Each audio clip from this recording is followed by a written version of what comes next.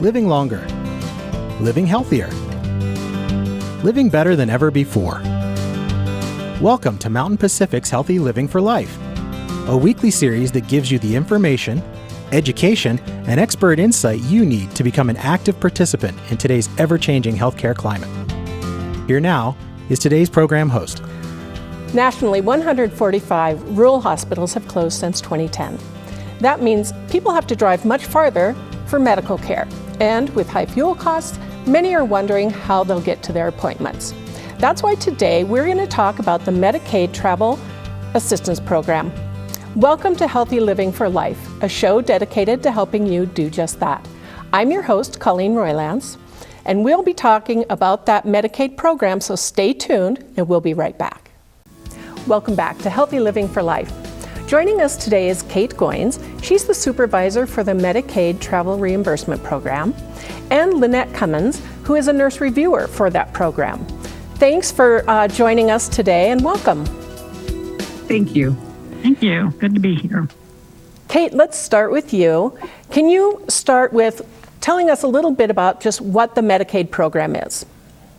So Medicaid itself is an insurance program that is managed by the state. They're managed individually by the states here in the U.S. And it is in Montana, it's for low-income Montanans, children and adults. Okay. And what about this Medicaid Travel Reimbursement Program? It sounds like it's very helpful. It can be, yes. So the Medicaid Transportation Program is a part of the Medicaid package of benefits. It helps with travel reimbursement for patients to go to their medical appointments. That includes medical, dental, mental health, and substance use disorder-related appointments. And while we do not provide travel itself, we can help members get in touch with available transport options in their area. So is everyone Medicaid eligible? Yes. So everyone who is Medicaid eligible here in the state of Montana has the ability to access and use the transportation program. Let's talk a little bit just about the basics of the program. If I wanted to access that program, and I'm Medicaid eligible, how would I do that?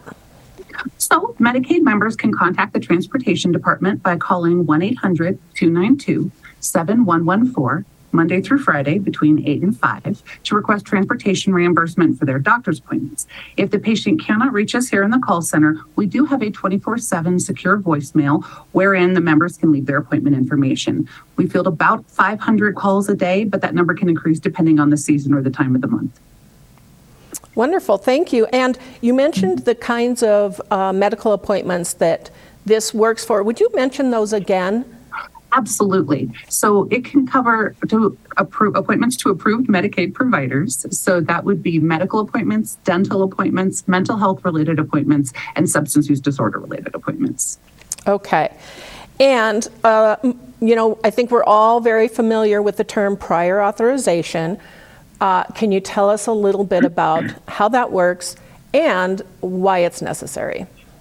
So it is required by the rules of the state. So every program has its own set of rules, and the Medicaid Transportation Program has its own. And the first and one of the most important rules is the prior authorization, which means members need to contact us before an appointment takes place. I like to advise members that as soon as you schedule that doctor's appointment, your next phone call should be to us if you're looking for travel reimbursement. And that gives us the opportunity to review the request and make sure it falls within the guidelines of the program. So the member just needs to contact us before the appointment takes place, and we can get that request processed for them. What if I have to go to the emergency room? Is that part of this program? And do I have to call before I go? Well, it's always helpful if folks can call before they go, but oftentimes in an emergency situation, that's not possible. So members have 30 days to report from the date of the emergency room trip. I'm wondering what the reimbursement rate is for this travel program, and does it vary depending on what's going on there? So the reimbursement rate is 33 cents a mile. It's 66 cents a mile round trip. And the system we use to process these requests calculates the request round trip, unless the patient otherwise specifies that, nope, I'm just going here, and that's just a one-way trip. So our system calculates the rate from there. Can I go as far as I want? Is there a limit on how far away I can go? So there is. That's one of the other rules that we have to follow within the program, which is the closest site of service, which means if there is a doctor or facility closer that can provide the same medical service, has the same licensure, we can only pay as far as that closer site. Members are still welcome to go wherever they'd like to seek medical treatment, but the travel money would be for the shorter distance. And if I'm going to call, need transportation, let's say it's not an emergency, what kind of information should I have available so that when I'm speaking with you, you've got everything you need to make this happen? Absolutely. So folks will need their Medicaid ID number or their Social Security number. We can find members either way. And we need to know what I like to call the who, what, where, when, why, how. What is the date of the appointment? Who is the provider they're seeing or where are they being seen, what facility? What time is the appointment and how are they traveling to the appointment? And why are they attending that appointment? You know, these programs vary state by state, right? Mm-hmm. Does every state, though, have a Medicaid reimbursement, travel reimbursement program? To the best of my knowledge, every state has some sort of program that either helps with transport or facilitates travel reimbursement. But they vary. You're absolutely right. They vary from state to state.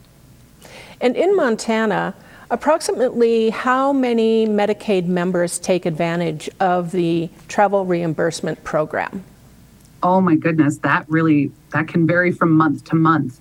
But on average, we probably serve, I'd have to look at the report, but I would say if we're fielding 500 calls a day, we're serving, several thousand members. So on an average, probably several thousand members. When members call in, they're not always calling in just one appointment. They're oftentimes calling in multiple appointments. We do give members that option. Well, that brings up a question for me. Is there a limit on how many times I can call? No? If you have medical appointments and they are to covered providers, Medicaid covered providers, you can call as often as you need to. Kate, thank you so much. That's really good information. We're going to take just a short break, but when we come back, we'll continue talking with Kate and Lynette about some of the other benefits of the travel reimbursement program. Stay tuned and we'll be right back. Welcome back to Healthy Living for Life. We're still talking with Kate Goins and Lynette Cummins, both of which work with the Montana Medicaid Travel Reimbursement Program. Thanks again so much for being here with us. Happy to be. Oh, good. Let's talk a little bit more about that closest site for service and how that's determined. So how we determine that is we search for a comparable provider with the same licensure or facility that can provide the same services closer to the patient. And if there is a facility or provider closer to the patient, then we would reduce to that closer site. We do try to make sure that we are comparing provider to provider. So for example, if a member is seeing a nurse practitioner at a further site, which provides a specific type of care, we look to see if there is a comparable nurse practitioner provider closer to them. And again, are there any distance limits when we are looking at travel reimbursement? I do the out-of-state travel mostly, so there are no set limits of travel. Decisions are made based on the rules of the program, like Kate said, and Medicaid covers transportation out of state when it's determined that the care that's needed is not available in Montana. So most of our centers are in Salt Lake City, Seattle, and Denver. There's the university hospitals there, the children's hospitals. They're all similar in what they provide. So say you live in Billings and you're needing to travel out of state, we would look at Salt Lake City and Denver as being your closest tertiary center or university center.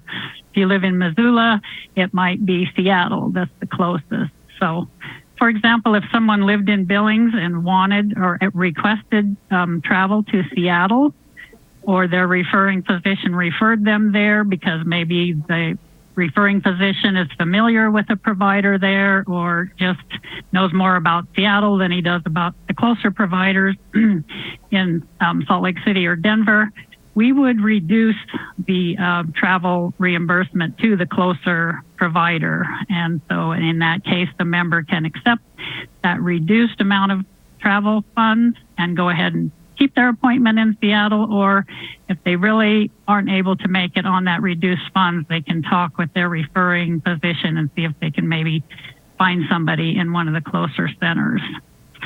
So, and then recently, we've been seeing travel as far away as Georgia. We have a lot of children's mental health, residential and inpatient mental health admissions that we're having difficulty finding placement, and we have had children having to travel as far away as Georgia. So there is no limit on where travel is paid to. It depends on the availability and where the patient was referred and where services are available. I have a follow-up question to that. So you mentioned that the physician has to refer you, and most of the time it's because we don't have the physician in state that's needed.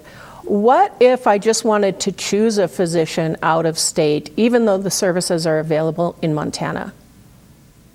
You have that right. Medicaid supports that by covering the actual medical appointment, but the travel program does have limits. So if there were services available somewhere in Billings, we would have to either deny it, depending on if you lived in one of those areas, or we would reduce the travel reimbursement to the closer provider. Is that the main way that you figure out what the least costly solution is just whether or not the Medicaid patients go to that closest? Or is there like a formula? How is that determined? Well, we keep resources. You know, we know what's available out there. Like I said, well, I've been doing this for 20 years, so I'm aware of what services are available out of state, the different university centers, the different children's centers, the different transplant centers. So we just keep a database with that information and just compare that to what is being requested. There's always room for individual cases, of course, because this is dealing with humans and medical conditions. So that's why we have nurse review, so we can sometimes we'll need to contact that referring provider and get more information. Maybe there's a good medical reason why the referral was made to a farther place than what's available. So initial reviews are made based on the database that we have and the information that we know of, but individual cases can be approved to a farther distance. So it's not black and white. Yeah, it sounds like it's pretty complex. Kate, once I've gone to my appointment, I've had it pre-authorized, go to my appointment, how do I get the costs reimbursed and how long does it take? Well, that can vary. It really does depend on how quickly the facility or doctor's office confirms the appointment. So once a travel request is put in and it has been processed, the last step in processing that request is that our post department reaches out to the doctor's office or the facility to confirm that the member attended the appointment on the date in question. Oftentimes, we are at the mercy of very large facilities who are very busy, and so it can take time, but on average, about 10 business days is how long it takes to get processed from beginning to end. That's pretty quick. You know, we have just a minute before we have to take another break. Curious about whether or not hotels are covered if I have to spend the night. Sure. So as long as that trip fits within the other rules of the program, it's the closest site of service, it is the least costly means for the patient to have to, it's much less costly for the patient to stay overnight versus having to go back and forth, then we can cover lodging at $41.93 a night. And all the member would have to do is either fax or email in that receipt, and we can get that processed and get them reimbursed that amount. Wonderful. Thank you so much for that great information. We're going to take a short break. When we come back, we'll continue talking with Kate and Lynette about some of the other features of the travel reimbursement program. Stay tuned. We'll be right back.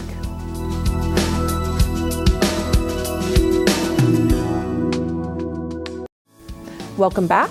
We still have Kate and Lynette with us, talking about the Medicaid travel reimbursement program.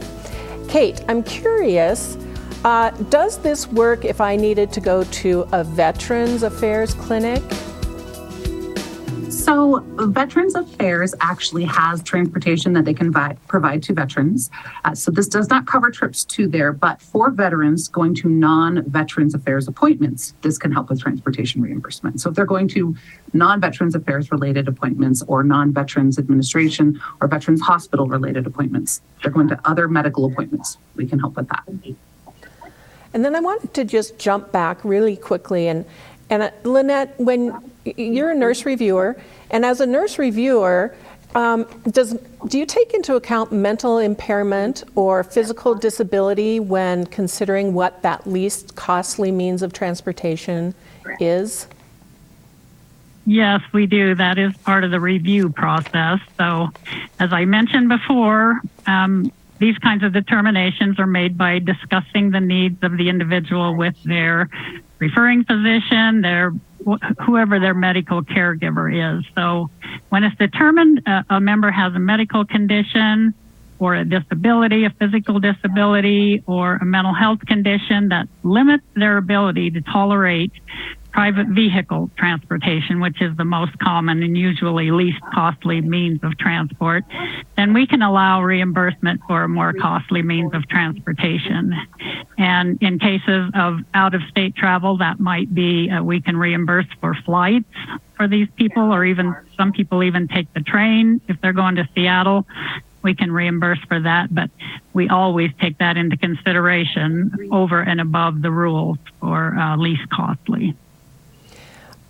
You mentioned a private vehicle is the least costly way. What if a patient doesn't have a vehicle?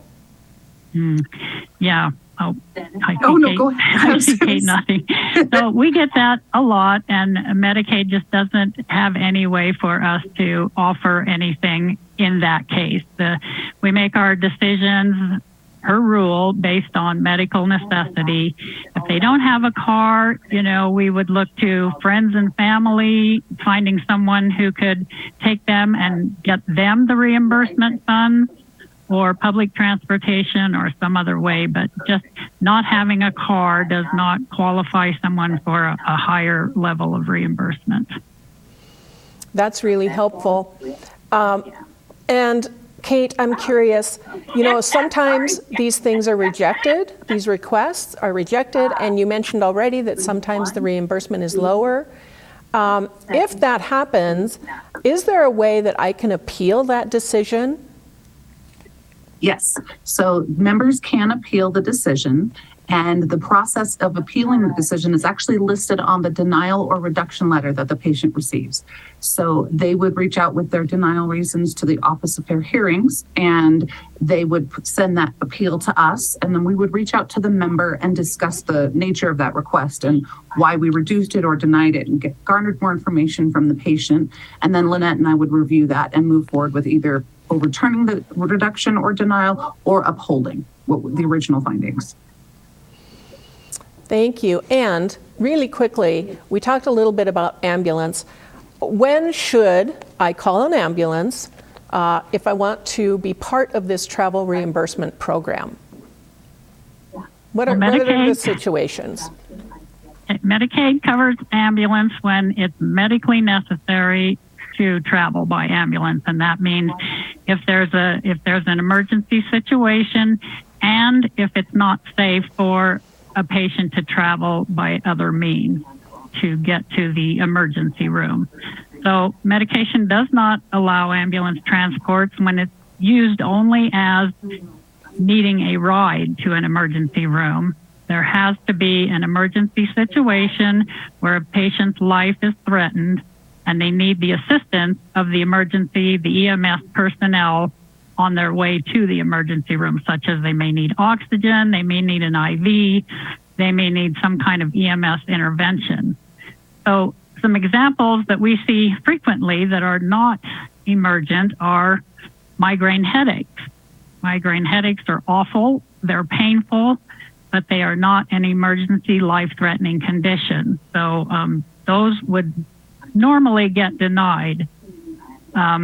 We see a lot since COVID. People call when they get these febrile illnesses, where they get an illness where they have fever, sore throat, body aches. They call ambulance for that. And most people were afraid during the COVID period that they had COVID, and they called ambulances for these. But a febrile illness like the flu is not an emergency situation unless you're having difficulty breathing or you've had some nausea and vomiting to the point of becoming dehydrated and needing IV fluids. So you wouldn't be safe to drive yourself to the emergency room. And that's how we review these. They come in after the fact. They're reviewed by nurses. If we feel something should be denied, we send it to our medical director, who makes the final decision on whether we deny or uphold an ambulance case. Another type of transportation that I've heard of is a secure transport or secure transportation. Can you tell us a little bit about what that is and when that's used? Sure. So a secure transports, by and large, are for youth who have active suicidal ideation or active homicidal ideation, or oftentimes both. And they cannot transport typically to an out-of-state facility, mental health facility, with just their parents or guardian taking them due to their behaviors, their risk factors. These requests differ because they're usually going out of state and the member is not traveling with their parent or guardian. They're traveling with our secure transport provider. We work with a company that can securely and safely take the patient from the hospital or whatever facility they're currently in out of state and make sure they arrive at the new facility safely and without harm. Wonderful. I want to thank both of you for joining us today. It's just been so much great information. Thank you so much. Thank you. We appreciate it, Colleen. And that's all we have for today. Thank you so much for joining us, and join us next week for more wonderful medical information. Until then, stay fit, stay well, and stay healthy for life with Healthy Living for Life. Healthy Living for Life is brought to you by Mountain Pacific Quality Health.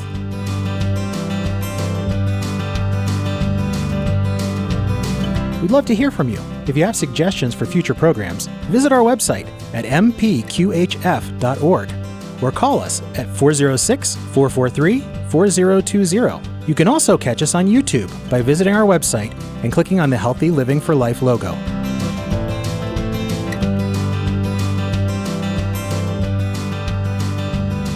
Production facilities provided by Video Express Productions.